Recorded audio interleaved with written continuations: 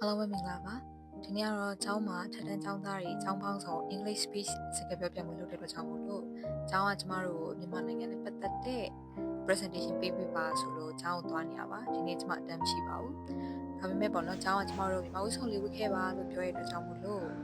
မြန်မာဝိဆောင်လဲနေတာပေါ့နော်ဒါတော့မြန်မာဝိဆောင်လဲပြီးသွားပါပြီစပိန်င်းလာတဲ့အတွက်ကြောင့်မို့လို့မောနေရပါနောက်ပြီးတော့ဒါကတော့ဒီရာပြီးရင်ဘာစားကြမလဲဘာလုပ်ကြမလဲဆိုတော့အတိုင်းမျိုးဆွေးနွေးနေရပါပြောထားတဲ့အချိန်ရဲ့2နာရီလောက်နောက်ကျပြီးတကားလာမှာပေါ့နော်ကျမတို့ပြောမယ့်အချိန်ရောက်လာပါတယ်အဲ့တော့ဒီလိုဟောကမ်းမရေးရှိတဲ့မှာထွက်ပြောရတာဆိုတော့ကျမတို့ကဒီ audience တွေတော့ဒီမဲ့ခဲ့ရအောင်ပေါ့နော်ခုမဲခုမှန်မှုဒီတာပြောရတဲ့မြန်မာတော့ခုမင်း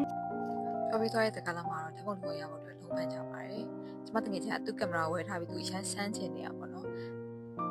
အဲ့တော့ကျမလည်းပြောလိုက်ပါတယ်ရုပ်ကချောပြီးသားမလို့ဘယ်ကင်မရာနဲ့ပဲရိုက်ဘာနဲ့ပဲရိုက်ချောနေမှာဖြစ်တဲ့အတွက်ကြောင့်မို့လို့ကင်မရာရဲ့ quality ကောင်းမကောင်းကျမတို့နားမလည်နိုင်ဘူးလို့ကျမပြောလိုက်ပါတယ်ပြီးတော့ဒါကျမတယောက်တည်းပြင်ပြပါတယ်ရှေ့ကကြည့်နောက်ကကြည့်လှည့်ပြီးကြည့်ကိုယ့်ကိုရမ်းစိတ်ကျင်တဲ့အတွက်ကြောင့်မို့လို့အင်ပြန်လာခဲ့လိုက်ပါကျမတို့အိမ်ပြန်အဝတ်စားရေးပိုင်းခဏလေးပြီးတော့မကုတ်သွားစားပါတယ်မကုတ်စားပြီးတော့ကျမတို့လုံးနေကြထုံးစံအတိုင်းကာရာအိုကေသွားပါတယ်ရှင်ကာရာအိုကေကမတော်ဆိုရင်တော့အနည်းဆုံးတစ်ခေါက်လောက်တော့ရောက်ဖြစ်ပါတယ်ဒါကတော့ဂျပန်ကာရာအိုကေခန်းတွေကဘယ်လိုပုံစံရှိရဲဆိုတာကိုပြပြထားတာပါဂျပန်ကာရာအိုကေကတော့များသောအားဖြင့်ပေါ့နော်အဲ့လိုမျိုး15-16ကလေးတွေလာများတယ်အဲ့တော့ကျမတို့လို15-16အရွယ်ကလေးတွေကဂျပန်ကာရာအိုကေမှာဘာတစ်ချင်းနေဆိုလဲဆိုတာကိုစောင့်ကြည့်ပေးကြပါအောင်သူပြောတဲ့ BFF ဒီစကားကစီအချက်ချက်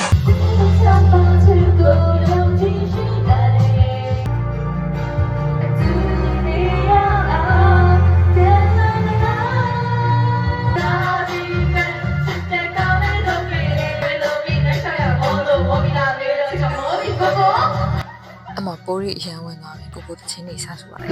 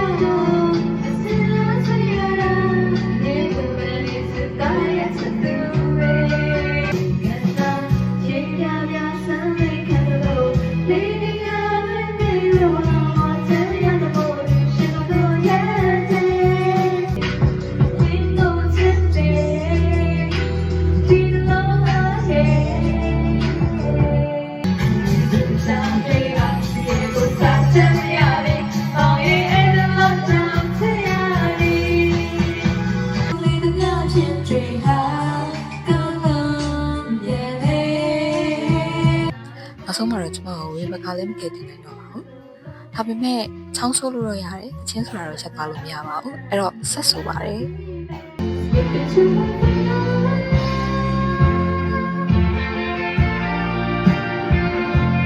နောက်ပြန်လဲအတန်းရှိပြီးတဲ့အတွက်ကြောင့်မို့လို့ကျမတို့ဒီဟာနဲ့ပဲပြန်လာလိုက်ပါတယ်